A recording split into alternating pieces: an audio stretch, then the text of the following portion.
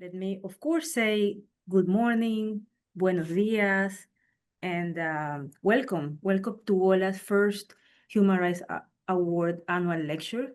Thank you all for being here with us. Your presence means more than you know. This is not a typical event for us, but I have to say, this is not a typical moment for our work. For years, WOLA has held a traditional festive gala to celebrate our Human Rights Award winners. This year, we made a deliberate choice to do something different. Given everything that is happening with the threat to democracy and human rights across the Americas, we wanted to take the time and energy we put into our annual gala to focus our work and gather with our larger community in a new way. We designated October of this year as WOLA's Human Rights Month, and we have shared the stories of our Human Rights Award honorees throughout the past 4 weeks. And we hope you were able to check our social media and our newsletters to learn more about them. As we gather today, we will officially honor a grassroots movement from El Salvador, MOVIR, and a distinguished United States Senator, Tim Kaine, for their courageous work in these troubled times. We will also inaugurate WOLA's first annual Human Rights Lecture with Professor Steve Levitsky, one of the leading experts on authoritarianism and democracy in the world. Following his remarks, we will have the opportunity to engage in a question and answer discussion on the fight against authoritarianism and what it demands of all of us. Everybody's welcome to leave whatever questions or comments you have in the Q&A in the Zoom program. So please feel free to do so once we start the lecture.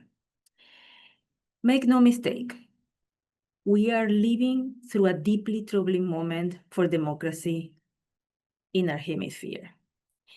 And I want to be very clear about this. Across Latin America, we have been seeing this pattern for several years now. Authoritarian leaders dismantle democratic institutions, criminalize dissent, and consolidate power. What makes this moment different and incredibly alarming is what we are witnessing here in the United States. Democratic norms that Americans once took for granted are under assault. We're seeing attacks on the independence of the judiciary, the prosecution of political opponents, and attacks on the role of law itself. We're seeing an administration that is using every tool at its disposal to spread fear and silence its critics and independent sources of information. We are seeing political violence being normalized. We're seeing the demonization of migrants, the scapegoating of vulnerable communities, and the erosion of checks and balances that protect us all. From aggressive immigration enforcement to the increasing militarization of communities, and even instances of enforced disappearances here in the United States of America. And perhaps most troubling for our work at WOLA, we are seeing US policy towards Latin America increasingly abandoning human rights principles. The so-called America First agenda relies on force over diplomacy. It's rejecting decades of partnership and cutting aid designed to address the root causes of inequality and migration. It is a retreat from principles of international law. When the US government praises and does backroom deals with authoritarian leaders, when it turns a blind eye on repression, it undermines democracy everywhere, including here in Washington, D.C. This is why WOLA's work matters more than ever. For over 50 years, our team has been on the front lines of defending human rights and democracy in Latin America.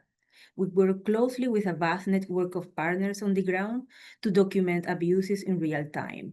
WOLA's role is to amplify their findings, analyze patterns across the region, and ensure their voices reach international audiences. We work in Washington to ensure these voices reach policymakers. We brief members of Congress, testify before committees, and push for U.S. policies that support democracy rather than undermine it.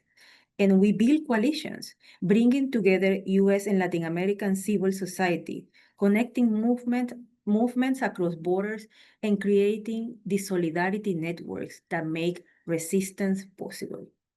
We gather here today because we believe it is time for action, for clear-eyed analysis, and for unwavering solidarity with those on the front lines. Our human rights awardees inspire us. They remind us why WOLA's work is important. WOLA's work has never been more critical, and it has never been more challenging. We are operating in an environment where funding for human rights work is under threat, where speaking truth carries real cost. Your support allows us to continue our work, and that's why I ask you to please consider making a donation today by visiting our website or reaching out to any member of our team after the program. Every contribution matters. Every contribution strengthens our fight for democracy and human rights in the Americas. So, gracias. Thank you. Now, let me tell you about our first awardee, MOVIR, the Movement of Victims of the Regime from El Salvador. El Salvador today is experiencing one of the most severe human rights crises in our hemisphere. Under President Nayib Bukele, under his state of emergency, over 90,000 people have been arbitrarily detained. El Salvador now has the highest incarceration rate in the entire world. Thousands sit in prison without charges, without due process, without knowing when or if they will see their loved ones again. Torture and ill treatment are widespread. And yet, even in this environment of fear, of repression, Salvadorian civil society continues to resist with extraordinary courage. Today, we honor one of those organizations, MOVIR, el Movimiento de Víctimas del Régimen. MOVIR is a grassroots movement made up of people who have directly suffered under Bukele's state of emergency. Mothers searching for their sons, families demanding justice for loved ones arbitrarily detained, communities devastated by state violence. They are organizing inside El Salvador to demand accountability, to document abuses, to reclaim the democratic space that has been systematically destroyed. And they do know the risk that they pose. But MOVIR does this knowing that if they don't fight for their rights and the right of their loved ones, who will? If they don't document the abuses and they don't document what's happening, these things will be forgotten. If they don't organize, Bukele's narrative that there are no victims, only criminals, will be the only story told.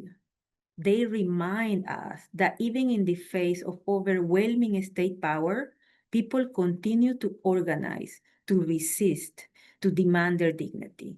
And they remind us that our solidarity matters, that when we amplify their voices, when we stand with them, we make their work possible and help protect them from being silenced entirely. I would love if you join me in watching this tribute to MOVIR's vital work.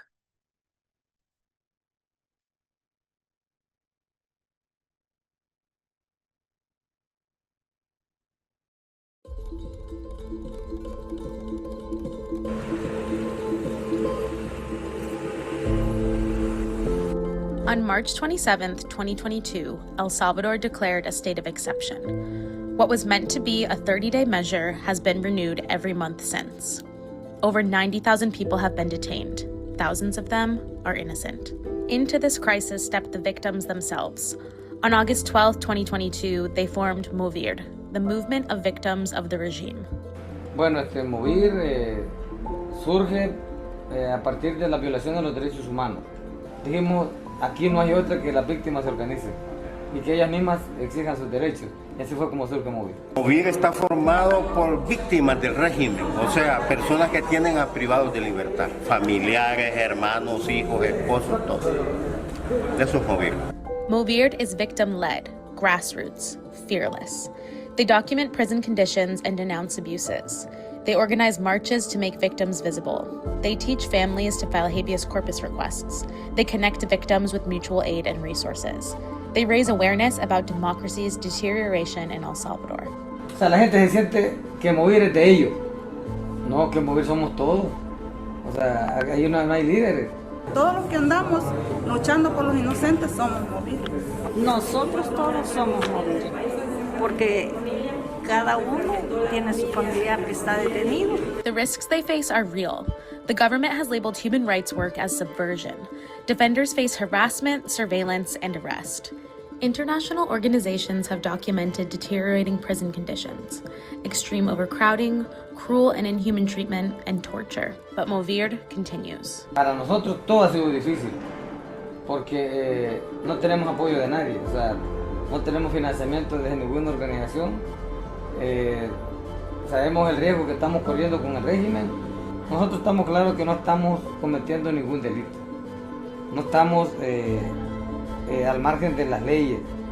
No estamos haciendo algo que podamos caer en una situación de ilegalidad. Lo que hacemos es lo que no hace el gobierno. MOVIR defends the innocent. They fight for justice when institutions fail.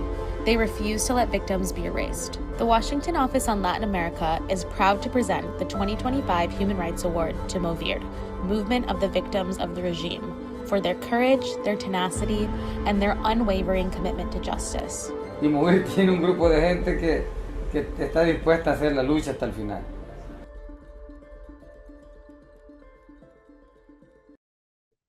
That was a very nice video. Amigas y amigos de MOVIR, muchas gracias. Now, to our second Human Rights Awardee today. It is, unfortunately, in Washington, principal voices on Latin America are rare.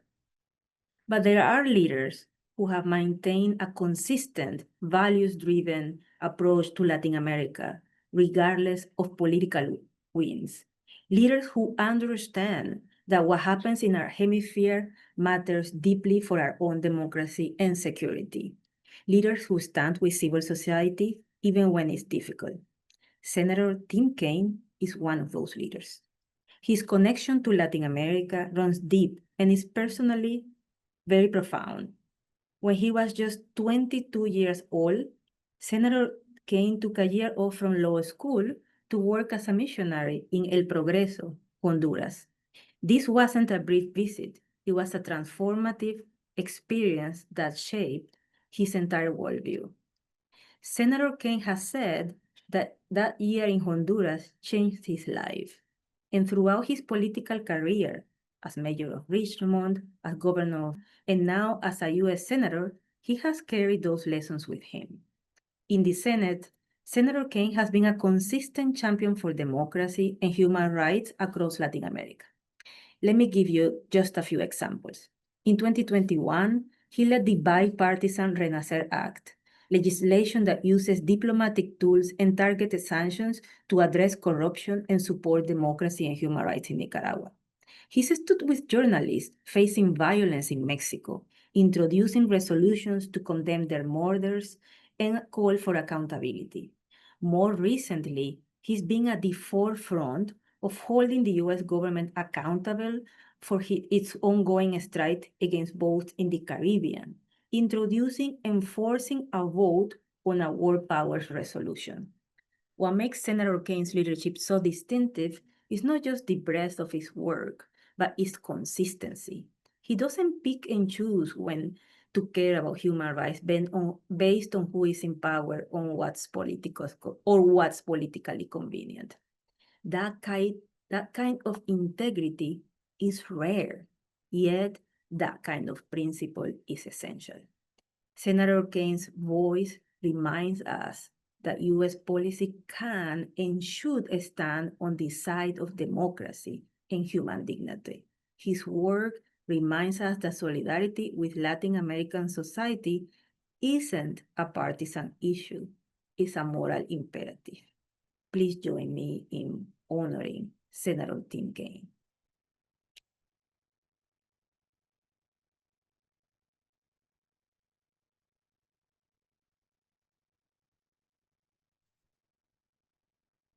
Hey everybody, Senator Tim Kaine here. I'm so honored to receive the 2025 Washington Office of Latin America Human Rights Award. WOLA's work is essential to advancing a principled U.S. foreign policy approach to the hemisphere. I don't just know this from my work in the Senate.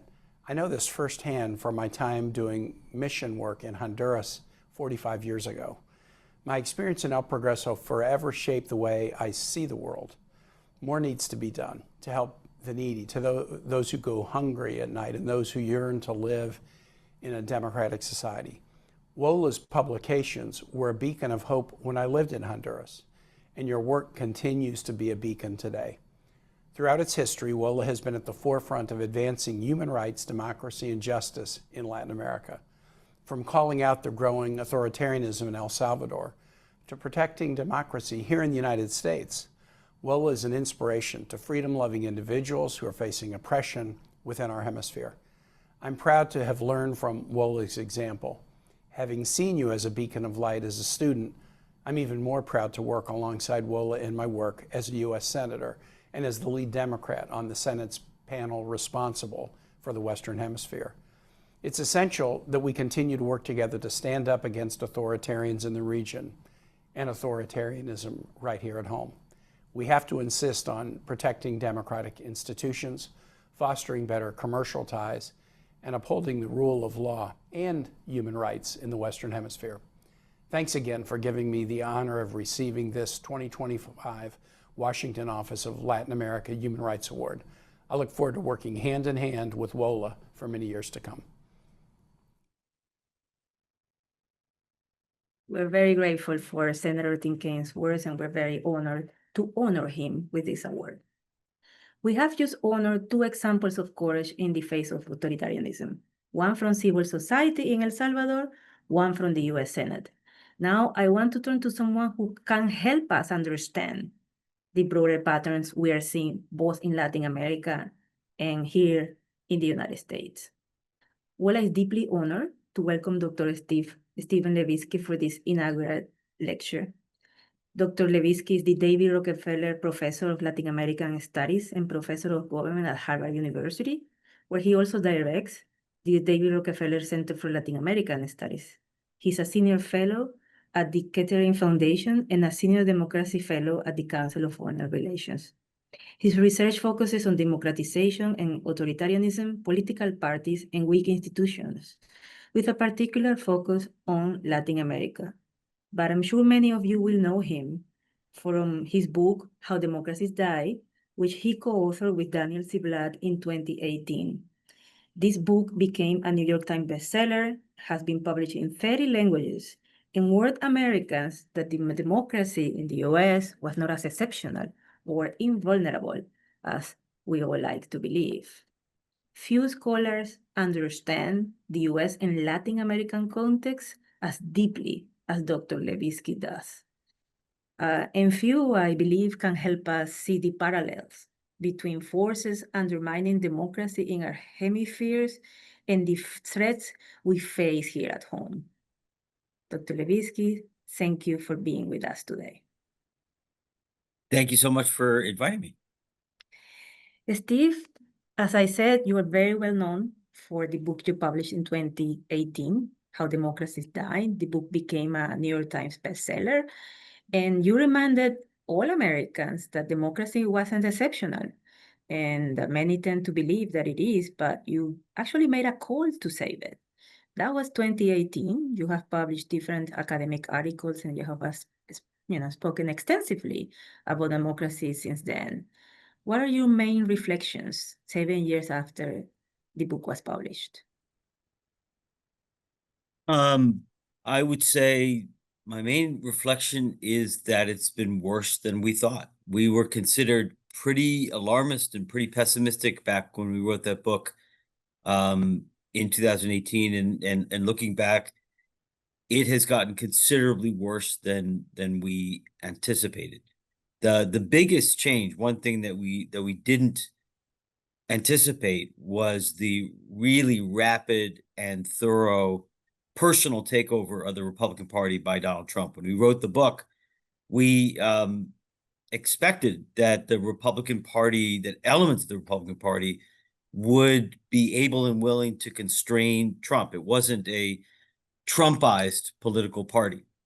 But there has been a rapid and thorough process, if you forgive me going into Spanish, of Trumpización of the Republican Party that I just didn't anticipate. And that has allowed, that plus the Republicans' control over the Congress has allowed this second Trump administration to really bypass our checks and balances in a way that very, very few people, including the framers of our Constitution, could have anticipated. So we can go on and on, but we are, this is not reversible. It's not a the kind of dictatorship that Latin Americans confronted in the 1970s. It's what Luke and Wei and I call competitive authoritarianism. It's relatively mild so far, and it's very reversible, which we can talk about. But for now, Americans have lost our democracy. North Americans have lost our democracy. Thank you. Before we continue, I do want to remind everyone who is listening and watching that you can leave your questions in the Q&A that you can find there in Zoom. So please, while Steve and I speak, feel free to drop your questions, because we will have a Q&A session after in a little while. Let me take what you just said, Steve, and you elaborated a bit on this in the article you published in Foreign Policy in February.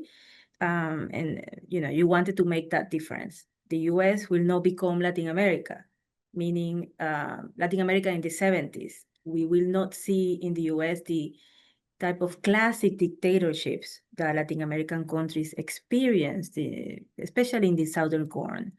And the U.S. will experience a competitive authoritarianism. Do you still feel the same way? I mean, would you elaborate a bit more on that? What does competitive authoritarianism means? And as we head to, elections in 2026 in November, how will that play in the U.S. according to what you have been witnessing? Always hard to predict. So it is true. I still believe that the United States is not headed towards some aspects of Latin. It's not headed toward Pinochet. It's not headed towards the worst dictatorships that we saw in the 1970s, but it is very much headed towards Latin America in the sense that there have been many competitive authoritarian regimes in Latin America. I'm thinking of Fujimori's Peru. I'm thinking of late 20th century Mexico, Dominican Republic under Balaguer.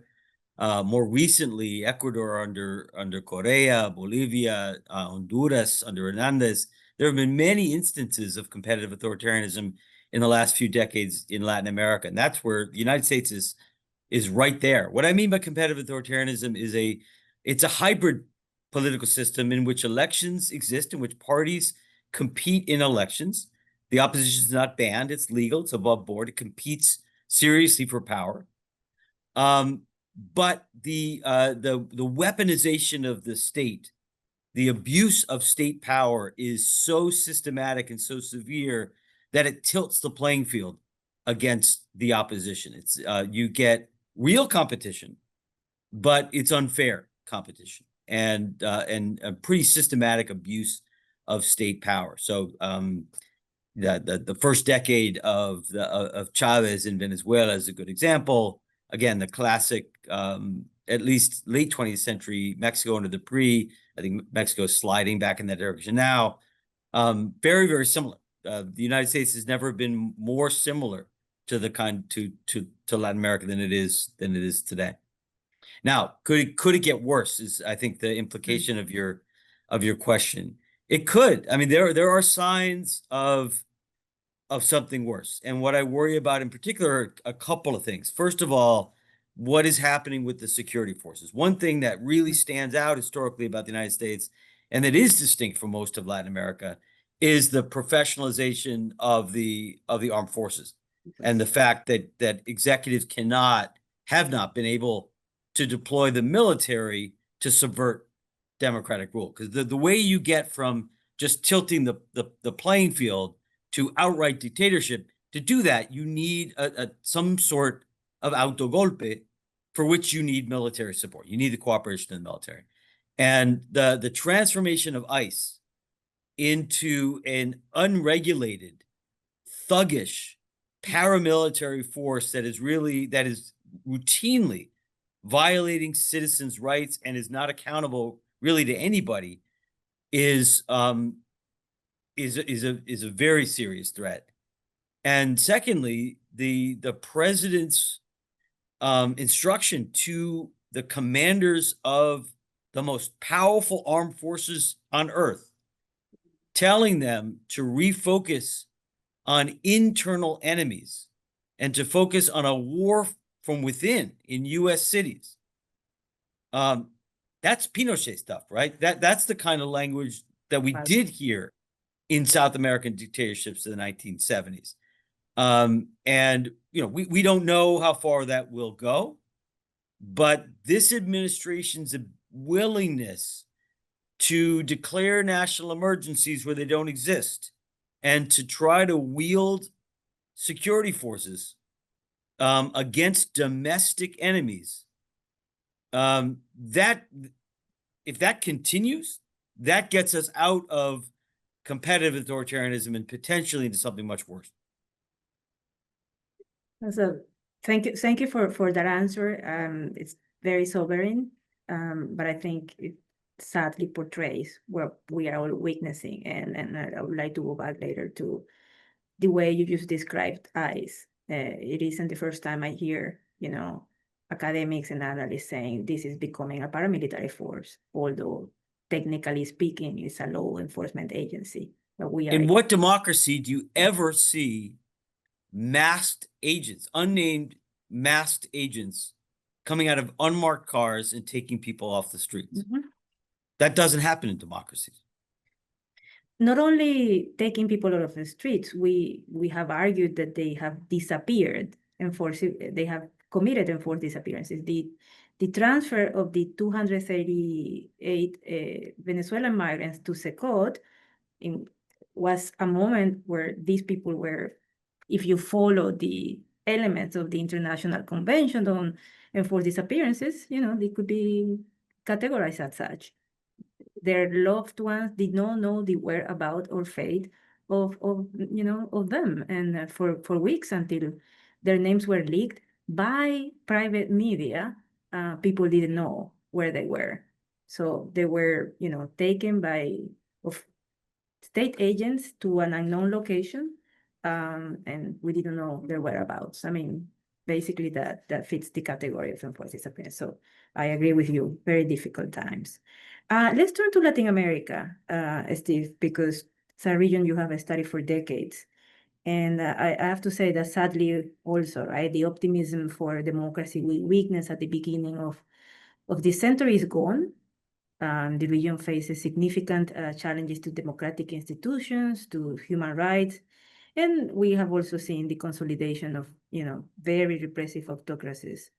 What trends are you seeing right now, and how do you feel the policies of this administration in the U.S. are impacting those trends? Okay, that's a complicated question. I think you're absolutely right that Latin American democracies and that Latin America faces a set of much more difficult challenges than it faced in 2000. Although the economies in 2000 were quite bad, but the last decade has been very difficult economically. Levels of violent crime and criminal violence have risen in many parts of the region and reached really untenable levels in some countries. The levels of public discontent are at a all-time high in almost every region in the country, every country in the region, excuse me. COVID made things much worse. Just like in other democracies, citizens came out of the COVID period much grumpier, much more discontented than before, and COVID hit Latin America harder than any other region of the world. And in addition to all that, the global environment is much, much less friendly to democracy than it was 25 years ago. 25 years ago, Russia was still in a state of collapse. China was just emerging. The United States and Western Europe were promoting democracy like never before, and as it turns out, like never since. It was a brief period in which democracy was really the only game in town, and that really benefited pro-democratic forces in Latin America. So if you go back to about the year 2000, that was roughly the high point in terms of favorable conditions for democracy, and we're nowhere near that today. I think, and I'll get to the Trump administration in a second, but I think that it's important to point out, and not everybody agrees with me, that there's an important glass half full story here. Despite all of the challenges that I just listed, horrible economic conditions, rising crime, terrible corruption scandals, COVID, the corrosive effects of social media, the polarizing effects of social media, the fact that the political right in Latin America has evolved from a pretty liberal center right to a much more illiberal and potentially authoritarian right. And the fact that you have in the United States, in the White House, a government that is completely uninterested in promoting democracy, and in fact is embracing some of the region's worst autocracies, particularly El Salvador. This is a government that is actively trying to undermine democracy in Brazil and is embracing one of the region's most autocratic regimes in El Salvador. So far from democracy being the only game in town, democracy is being threatened from the north. Despite that, the level of democracy in Latin America today is about the same as it was in the year 2000. It's not true that there are more autocracies than before. There have always been a handful of autocracies. Which ones there are have shifted around. But there may be one fewer democracy today than there was 20 or 25 years ago. If you look at democracy indices like VDEM, maybe a couple of points below where we were 20 years ago, but it's pretty much been a flat line over the last 20 years. The fact that the region, and we continue to have turnover. Bolivia, whatever you think of the recent right-wing government, there has been electoral turnover in Bolivia. Ecuador was more autocratic under Correa than it is today. Guatemala is in a more democratic, it's very precarious, but a much more democratic place than it was 7 or 8 years ago. Colombia is in a more democratic place than it was early in the 21st century. So it is not true that the region, Venezuela is a disaster. Nicaragua and El Salvador are disasters.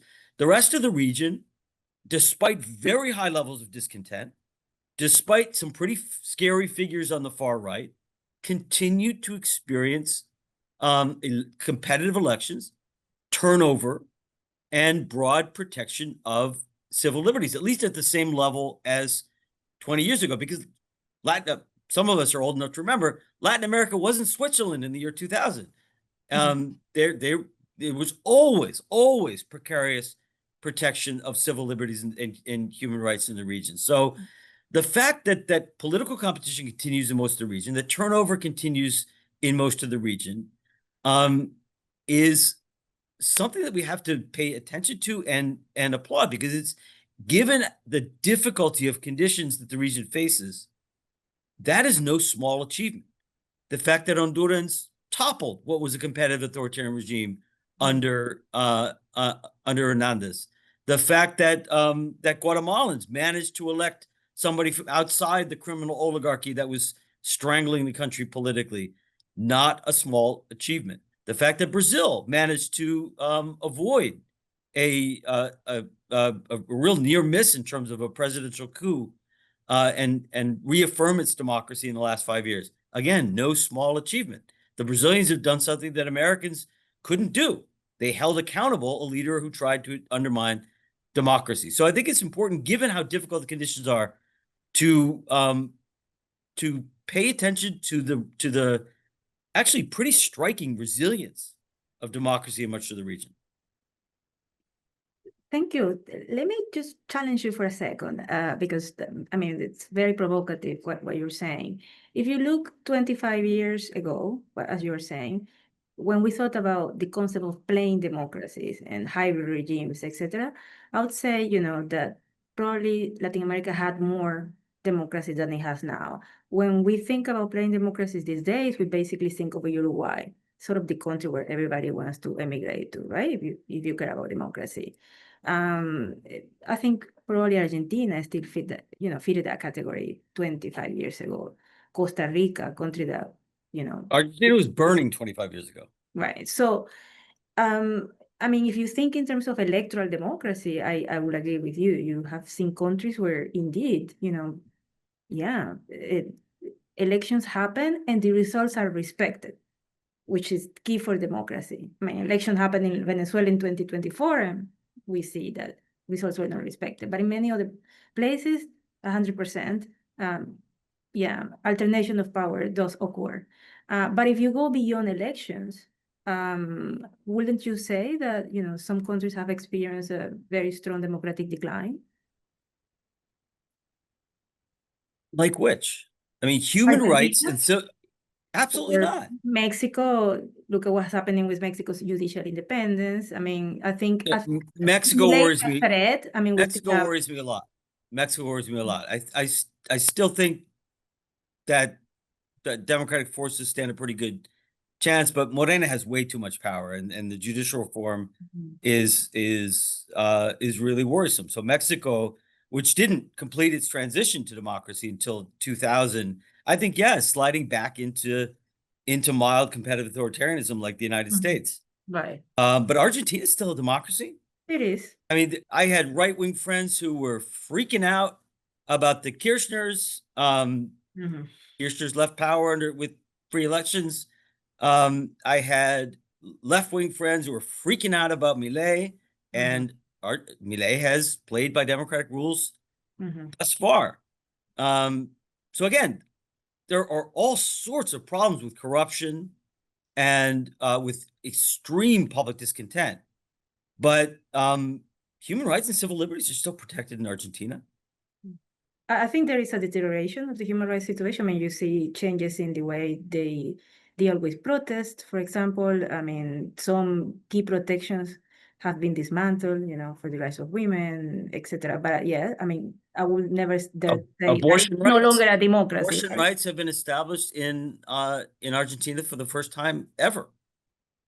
In the previous government, yes. But the ministry But that was stands. so how that will, you know, whether that will change with the new Congress is still to be seen. I agree with you. You cannot say right now that Argentina has lost its democracy. No, not far from it. Look, Latin America. I mean, if you look back, I'm old, man.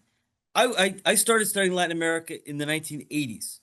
The degree of inclusion, the expansion of rights to women, to indigenous communities, to LGBTQ communities, to other historically excluded or oppressed groups, it's been a slow, difficult march. But Latin America is, whether it's Brazil or Colombia or Argentina or Mexico, light years from where it was when I started studying Latin America. And those things are threatened by an illiberal right. They've been rolled back in some places, like terribly, like in El Salvador and Nicaragua. But for the most part, that process of inclusion, though threatened, and although it's triggered a right-wing reaction, an illiberal right-wing reaction, like in the United States, you know, we haven't gone back to the 20th century in terms of inclusionary rights. Let me take that. Sorry to be too optimistic. Yeah, but. no, the issue of, you know, of religion, the culture wars, identity politics, I mean, that, you know, are part of the political landscape, both in Latin America and the US. But many analysts are keen to compare, are keen on comparing developments in the US with those of prior or current authoritarian governments, both in Europe and in Latin America. Would you say that there are some particularities of the authoritarianism that is developing in the US, especially regarding, the cultural wars that is so prevalent in this administration? I think so. There is, as we noted earlier, there is an illiberal right-wing reaction that is global, at least among sort of Western democracies, against what I view at least as important inclusionary reforms, moves towards greater gender, sexual, racial, and ethnic equality across democracies, both North and South, over the last 30 or 40 years. And there's a reaction against that. I think that is the fundamental driver of the reaction in the United States. Obviously, there are multiple causes of rising authoritarianism in the United States and the rise of the far right in Europe. But I think the principle, if I had to choose a single factor, I think it's a reaction against the United States' gradual transition to a truly multiracial democracy. The core Trumpist voter believes or feels like the country that they grew up in is being taken away from them because there has been a really significant challenge to status hierarchies that have been in place in the United States for a very long time. You see some of that in Latin America. We see some of it in Brazil. There's no question that Bolsonarismo is in part a reaction to moves toward greater inclusion and equality, including racial equality in Brazil. You see some of it certainly in the rise of the far right in Chile as a reaction to steps toward greater progressive inclusion. See it a little bit in Colombia and Argentina as well. But I think it's less of a driver of the reaction. The illiberal right, the role that crime and violence plays in strengthening the illiberal right is much greater than in the United States. And in most countries, it's more important than issues of wokeness or LGBTQ rights. That in most countries, that's confined mostly to an online minority. It does polarize that online minority, but it's not what's getting the far right elected. Okay. Well, we have a long list of questions already from our audience, but I want to ask you a last question before I start, taking some of the questions that are written in the chat, because I think this is also very important, and everyone wants to know what can we do, right? And you have a study, How Democracies Die, and I think most people would love to hear in your studies, what are the areas that if embraced by a broad sector, in this case of US society, could turn the tide towards strengthening democracy rather than allowing it to deteriorate? Anything that, we have learned from history that is embedded in American society to prevent authoritarianism? Any particular role, for example, that you think could play the women's movement or other movements? Well, we actually don't know that much about the sort of best way to restore democracy from particularly from competitive authoritarian regimes. And no democracy as remotely as rich as the United States has ever broken down. So in some ways, we're in pretty new territory. But there are a few things we know. First of all, thankfully, unlike say, Chile in the early 80s or Argentina, late 70s, early 80s, thankfully there are multiple channels in the United States to contest this regime. I would say there are three broadly. We still have elections. It is clear that we cannot rely entirely on elections. We cannot sit around and wait until 2026, 2028, and other, we will lose our democracy long before that. But elections continue. I mean, if I had to bet a dollar on the way in which this authoritarian government will leave power, it's still most likely to be elections. So elections are an important avenue. The courts are an important avenue. The courts will not save us in the United States, but they continue to be an important avenue for slowing down some of the worst abuses of this government. And third, and importantly, protests, citizens.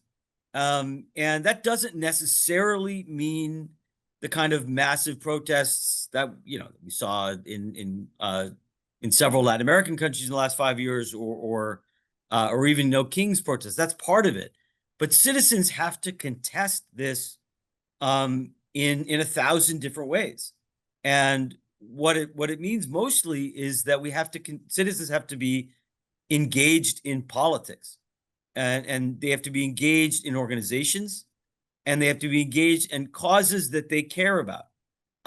It would be an exaggeration to say that the issue doesn't matter, but there are 1,000 different issues that it'll be useful for our democracy for people to be involved in. So people should find the issue or two that they care about and be involved. We don't know which protest, which issue it will be that eventually allows the opposition to kind of turn the tide. It's impossible to know in advance. In Poland, it was an anti-abortion, an abortion rights protest that eventually gave the opposition the momentum it needed to win at the polls in 2023. Sometimes it's corruption. In Latin America, it's often been corruption that mobilizes people. But another lesson that I've taken particularly from Brazil lately, is that it's really important that public officials, that people who have the authority and the responsibility to defend democracy, and I mean politicians, I mean judges, but also I mean media actors, and even the powerful law firms and universities, they have to stand up and defend democracy. The biggest problem in the United States, and this is such a contrast to Brazil, is that our elite has stepped to the sideline. We have not pushed back against Trump's authoritarianism. The contrast between the U.S. Supreme Court, which helped to derail the court cases against Donald Trump, despite the fact that he tried to end our democracy, and then turned around and granted him vast immunity. Contrast that to the Brazilian Supreme Court, which very aggressively, first of all, recognized the threat that Bolsonaro posed from the beginning, and when he attacked democracy, moved very aggressively to ensure that he didn't run in future elections and that he was held accountable for his assault on democracy. That's how you defend a democracy. And in that sense, the U.S. elite, which is still sort of clinging to this myth of American exceptionalism, in which somehow there's something in our culture or our DNA that makes us immune from authoritarianism, which is total BS. We can learn from Brazil a lot. That's a very interesting point. I mean, the need for American institutions and American civil society and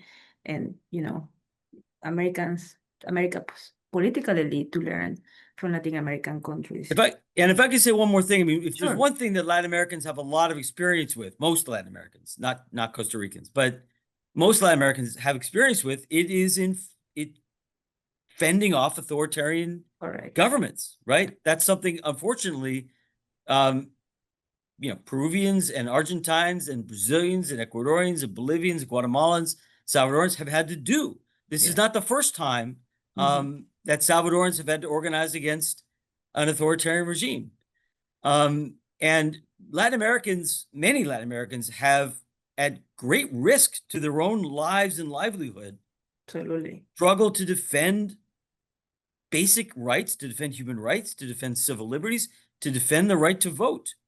to vote in free elections. And most Latin Americans know that that democracy doesn't come for free, right? It takes work. It takes sometimes running some risk.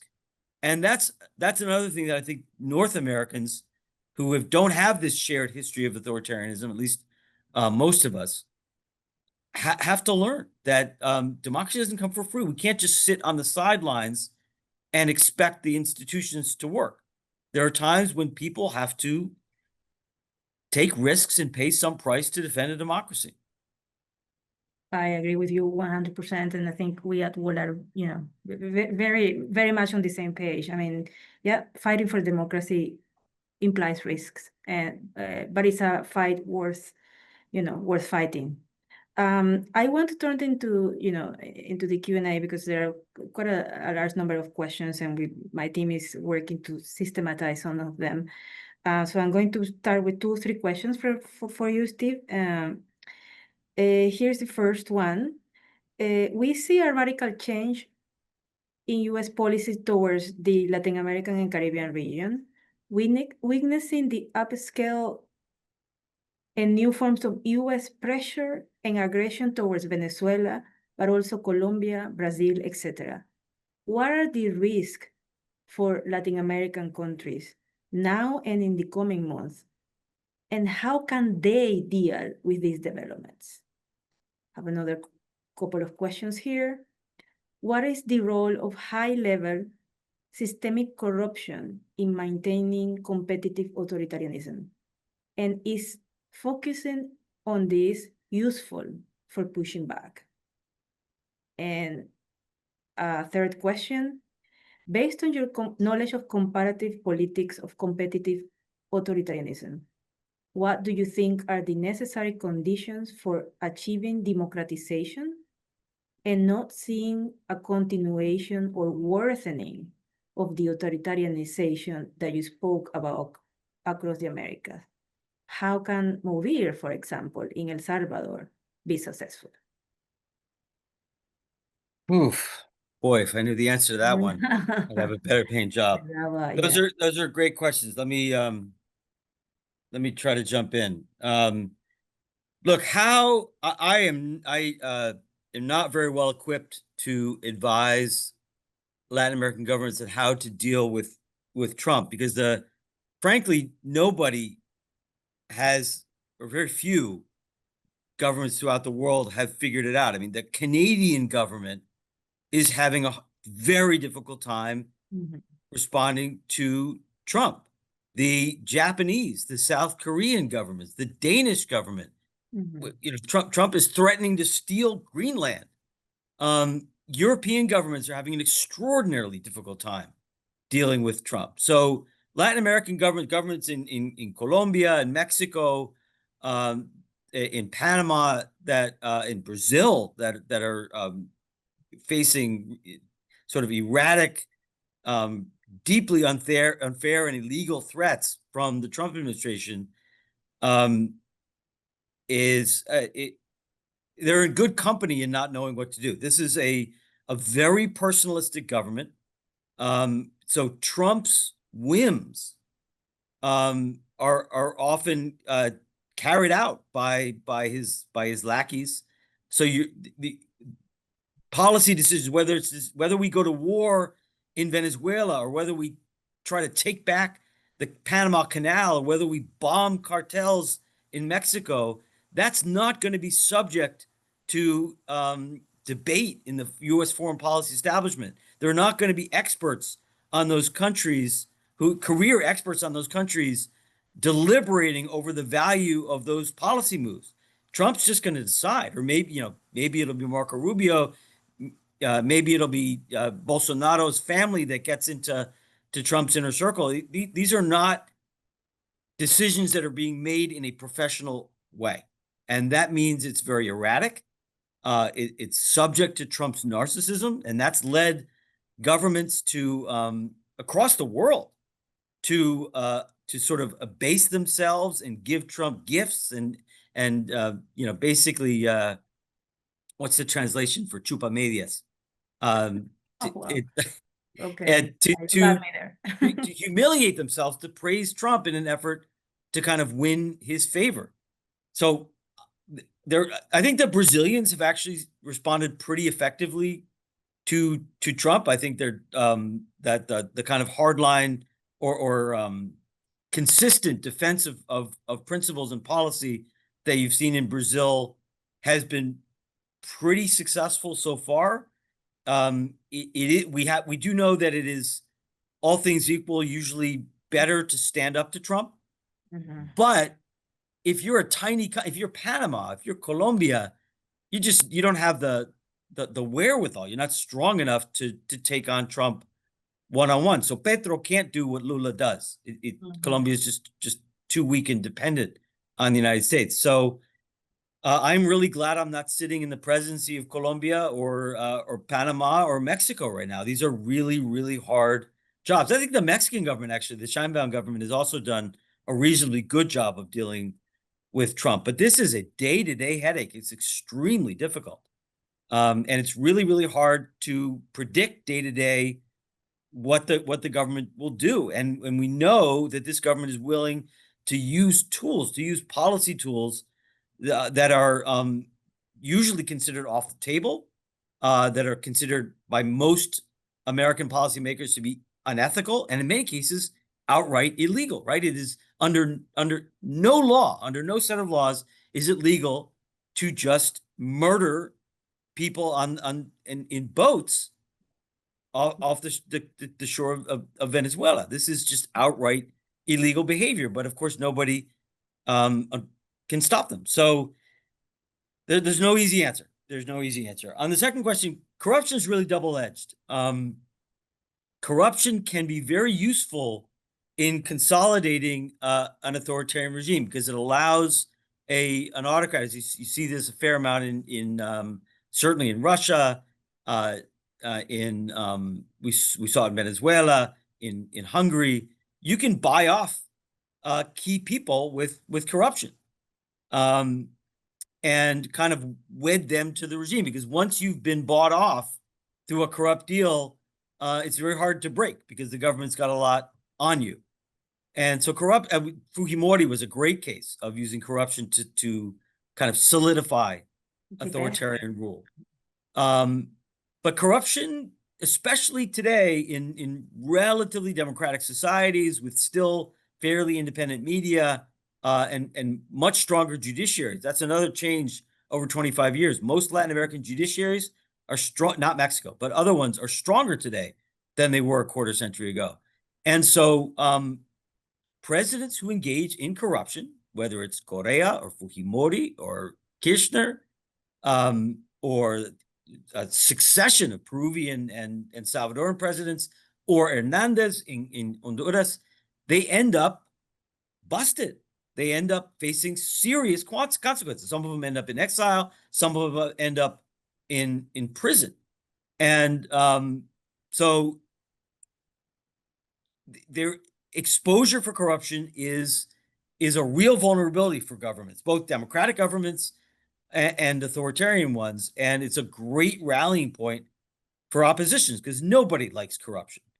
And so for oppositions, for example, in El Salvador, that face a very, very difficult challenge, corruption is a pretty useful bandera. Sorry to keep slipping into Spanish. It's a good way to mobilize a broad array of society.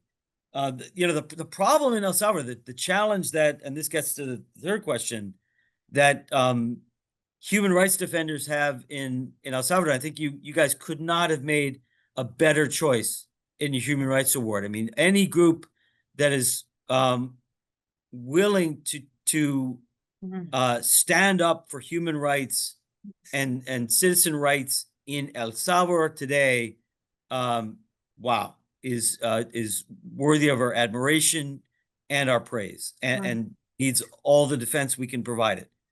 The great challenge in El Salvador is very similar to Peru in the first half of the 1990s. You have an autocrat with massive popular support. And when 80 or 85% of the public supports the government and what it's doing, it is very, very, it is demoralizing to oppose the government. And it can feel just incredibly ineffective. And so there are two things. First of all, it's one thing we know about politics is there is a law of gravity. Nobody stays at 85% forever. Nobody. Chavez didn't, Fujimori didn't, Correa didn't, and Bukele won't. There's never been an exception. Bukele will not defy the laws of political gravity. When he'll come down to earth, we don't know, but it will happen. And it'll probably happen pretty soon because governing El Salvador is hard. And people are across the region are discontent. But to get back to the point, corruption is probably the way to do it. It was one of the ways, in fact, it was a primary way that the opposition finally brought Fujimori down in Peru after a decade. And I think it'll probably be, and there's no question that the Bukele government is increasingly corrupt. You concentrate that amount of power and you will abuse it, and you will abuse it for personal gain. There's no question the Bukele family is doing that. I think corruption is probably going to be the principal sort of banner for successful opposition in El Salvador. It just may take a little while. It's a very useful analysis, I think, especially for our colleagues in El Salvador who, as you say, deserve all of our support, but are struggling, right, to find a popular authoritarian. Some other, very interesting questions for you, Steve.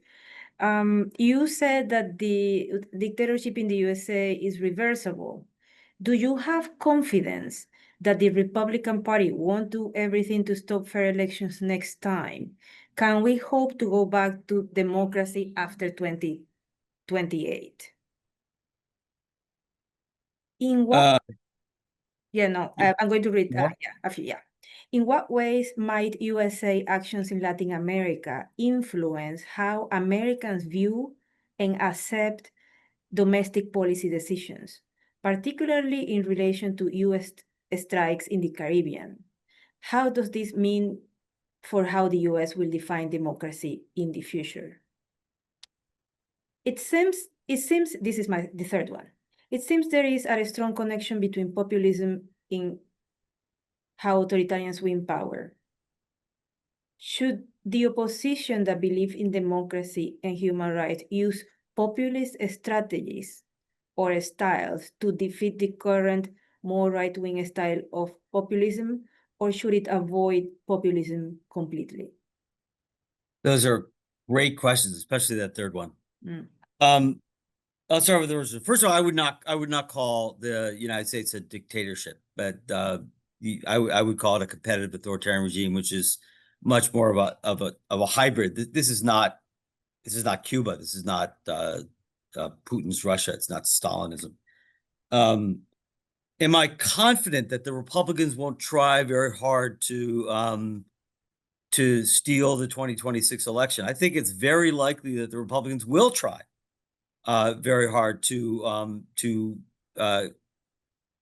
manipulate the 2026 election. They've already begun. I mean, the mid-decade gerrymandering in Texas is an open effort to maintain a control of the Congress, even if they lose the popular vote for the Congress. It is possible that the Democratic Party will win the popular vote for Congress in 2026, and that thanks to gerrymandering, the Republicans control the Congress. That is not very democratic, but that is a possibility, and it's made possible by deliberate efforts by Republicans to make this next election unfair. There will be efforts to make it more difficult to register and to vote in places. There will be efforts to put up obstacles to voting in areas that are overwhelmingly urban areas, for example, that are more democratic. There probably will be efforts to intimidate voters. There may be ICE and Border Guard and even National Guard, armed men, or maybe even paramilitary. There will probably be armed men near polling places, which is illegal, but I think could very well happen. So there'll be all kinds of efforts to intimidate voters, to make it harder for people in Democratic districts or Democratic regions and neighborhoods to vote. And there may be shenanigans after in terms of seizing ballot boxes and manipulating things after the vote. I think these things are almost certain to happen. In fact, they are already happening. The question is, will that be decisive? Fraud is hard. Fraud is hard to pull off. Think about Venezuela in 2024. I mean, it's hard to imagine a more uneven playing field than 2024 Venezuela, right? The opposition had no access to the media. The opposition could not even campaign legally above ground. All those state resources were in the hands of the governing party. All the media is in the hands of the governing party. And there is active, violent intimidation of voters and opposition activists. And yet the election was still 2-1 in favor of the opposition. Now, eventually Maduro just outright stole it. That's unlikely in the United States. What I'm saying is, even when you create a really uneven playing field, much, much more uneven than we'll have in the United States, even then it's possible for opposition to win the vote count. And so, and fraud is hard in the United States. We don't have a lot of recent experience with it. Elections are really decentralized, so there will definitely be manipulation in some areas, but other areas they won't. The federal government has very little power over elections. It may try to assert it, but the vast bulk of the power for running elections is in the hands of state and local government. So they will try. The question is how successful they will be. Now, it's possible, if it's a really close race, that the shenanigans and manipulation that Republicans try to turn off and try to pull off, it's possible that will be decisive.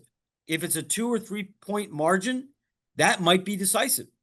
But it's also possible that the opposition will win the 2026 election despite a slightly uneven playing field, or somewhat uneven playing field. I think we don't know. It's not you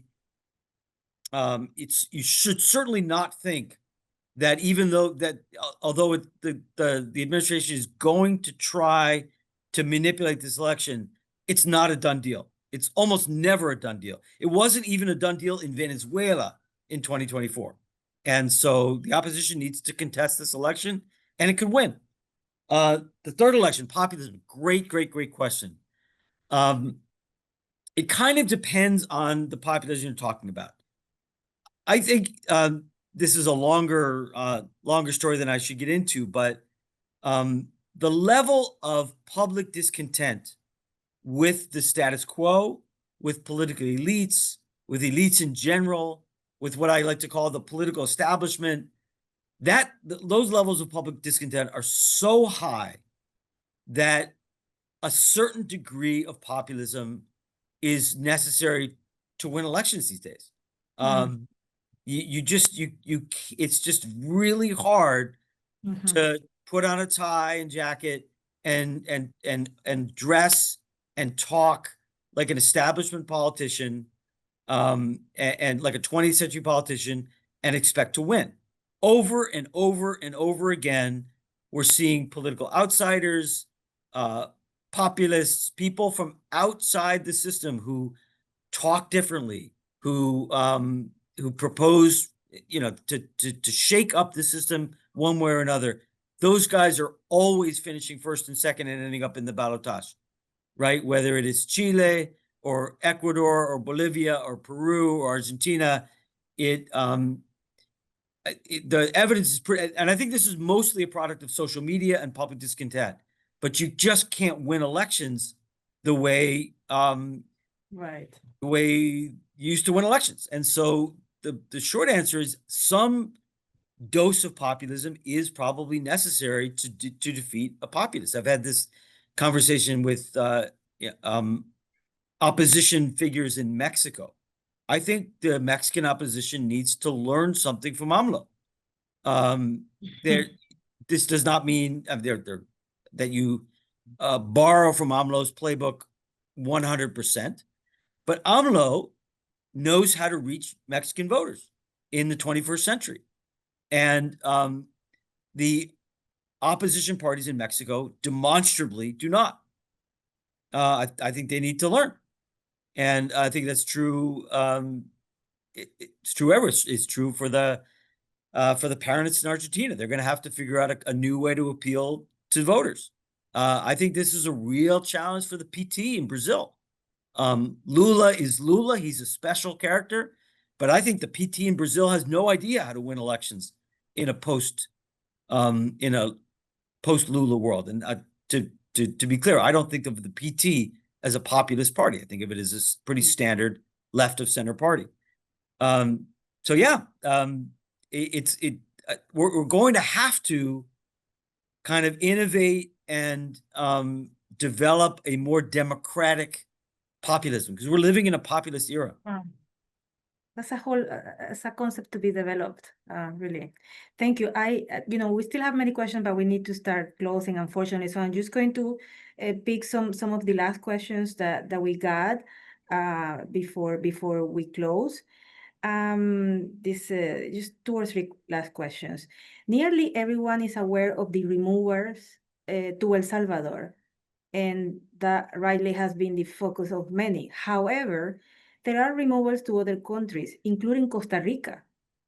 What can be done to focus on states like Costa Rica that may be responsive to political pressures? Costa Rica, for example, depends on tourism, and most tourists are not supportive of human rights abuses. What could a focus on potentially responsive states like Costa Rica offer for activists looking for hope? 2 more questions. The word democracy is used all the time. However, women don't have equal rights anywhere in the world. Is that democracy when women are second and third class citizens? And the last question, which I think is a great question to close, no pressure on this one. What gives you hope in this context?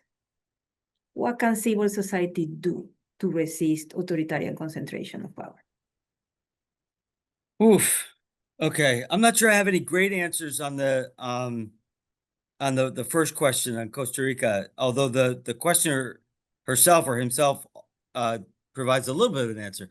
It is to me, it's very sad to see the Trump administration employ all of U.S. state power and economic power to bully governments, democratic governments, to bully or bribe governments into engaging or cooperating with unethical and sometimes illegal behavior. And so it pains me to see the Costa Rican government cooperate with the Trump administration's deportations. But it's, it's not that hard to understand why it happens. It wouldn't happen in Brazil. It wouldn't happen in a big country, but Costa Rica is just too small, too vulnerable to resist that kind of bullying. So what can be done? I mean, the governments have to, there has to be sort of a price for cooperating with the Trump administration. This goes for things for businesses that cooperate with the Trump administration in the United States, but also foreign companies and foreign actors and maybe foreign governments. A consumer boycott, a tourist boycott of Costa Rica, as long as it is cooperating with deportation policies that violate human rights, is a pretty interesting idea. Would it work? I have no idea. But consumer boycotts are an important form of protest. On democracy and women, you certainly cannot have. It's a matter of more or less, right? If women do not have formal equal rights as men, as was the case, everywhere prior to the 20th century, you have no democracy.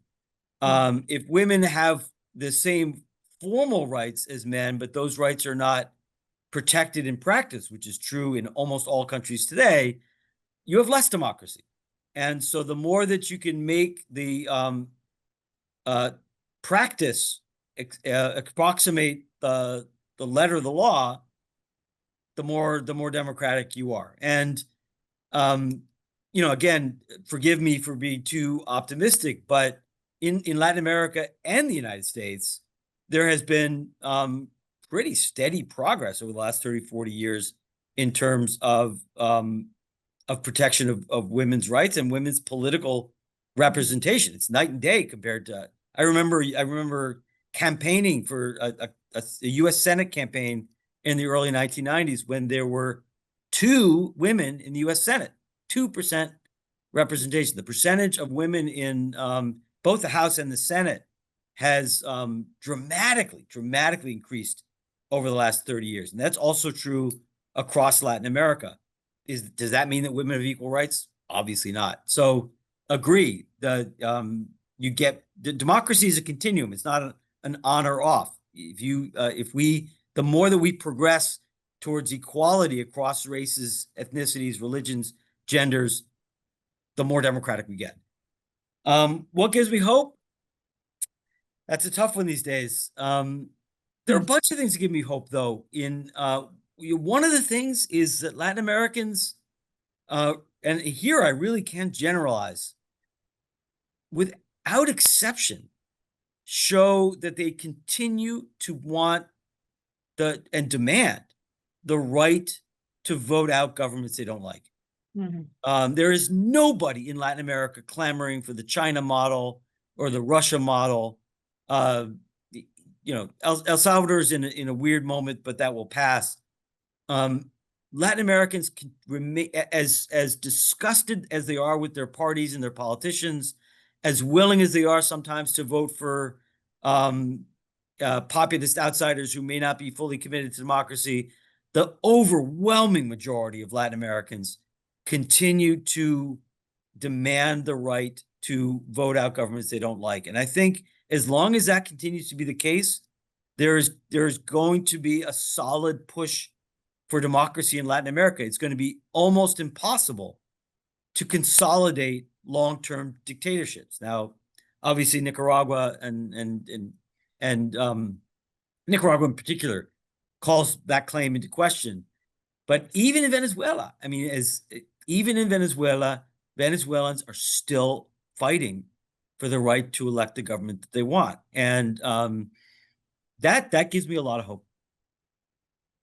Thank you for saying that, because I needless to say, to defend human rights and to work to promote and to defend democracy, you do need hope.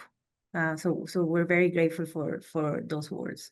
That was a really powerful conversation, Steve, and we thank you, everyone, to everyone who asked questions. And it's incredible how fast time passed by, but we do need to start closing. It has been an extraordinary morning, and we're very pleased to have honored the courage of MOVIR, activists who continue organizing for democracy inside El Salvador, despite enormous risk. And we have recognized Senator Tim Kaine's decades of principled leadership on Latin American human rights and democracy. And we have had the privilege to discuss democracy and authoritarianism with Professor Steve Levitsky, one of the world's leading voices on this issue. And I think we hope, that we will continue this conversation because the challenges are great. I think that, there is a common thread running through everything we have discussed today. Democracy doesn't die in a single dramatic moment. It erodes gradually through the normalization of abuses, the silencing of dissent, the weakening of the institutions. It happens when we look away, when we become numb to what would have once shocked us, when we accept the unacceptable. And I believe the Washington Post says that democracy dies in darkness. I think democracy dies in inaction. So WOLA is here to take action. And although this is a difficult environment, we take the fight for democracy and human rights very seriously. But the environment in which we are working is incredibly challenging. And our advocacy team in Washington is pushing back against a political environment that is increasingly hostile to human rights principles.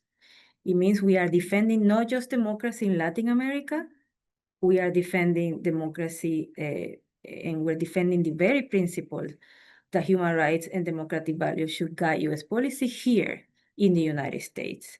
And I have to say, this work is exhausting and it's often thankless, but it is absolutely essential. And we are convinced and committed to what we do. WOLA stands at the intersection of these struggles in the region and in the United States, because what happens in Latin America matters for the United States, and what happens in the United States reverberates throughout the Americas. We cannot separate these fights. The defense of democracy is not a domestic issue or a foreign policy issue. It is the issue of our time. And this is, this is the work you support, and it is your support that makes our work possible. So I do want to close by saying that WOLA cannot do this work without you, and I will be very direct about what we are facing. The funding environment for human rights work is deteriorating, and foundations are under attack. Government support for human rights monitoring is under threat, and at the same time, we need, funding for our work more than ever. So I'm asking you to make a contribution to WOLA, not next week, not when things calm down, because we don't know when they will calm down, but if possible, hopefully today, because the threats we're facing won't wait. So your donation, whether it's $50, $500, of course, we also accept $50,000, directly supports our work. It supports our monitoring and advocacy in the entire region. It supports our partners. It supports that we can continue briefing Congress when others won't. It provides a platform for human rights defenders who have no other voice in Washington. It allows us to document abuses that otherwise would go unrecorded or unaddressed. You can donate right now by visiting the link shared in the chat, or going directly to our website, or speaking with our team. If you are able to make a larger commitment, please consider becoming a monthly donor or joining our Legacy Society. I do want to repeat this. Every single contribution makes a difference. So we encourage you all to donate to WOLA. Let me close with this. Dr. Steve Levitsky reminded us today that history shows us that authoritarianism is not inevitable. It requires committed institutions willing to do the hard work to stop authoritarians from staying in power. It requires people willing to stand up even when it's difficult. It requires resources, courage, and solidarity. So WOLA chooses to fight, and today we are asking you to fight alongside us. Thank you, Steve, so much for joining us today. We very much appreciate it. It's my privilege. Thank you, everyone, for your support, and we will continue this essential work, hopefully, with your help. Have a good rest of the day. Thank you. Muchas gracias.